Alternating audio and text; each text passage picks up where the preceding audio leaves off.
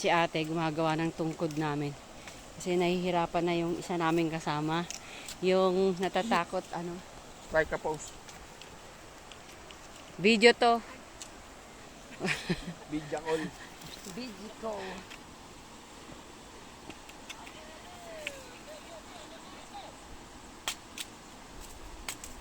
Ayan, galing ni ate, oh. Kalas ng... Nasa tuktok talaga sila, no? Nasa tuktok talaga Gumagawa siya ng tungkod. Thank you!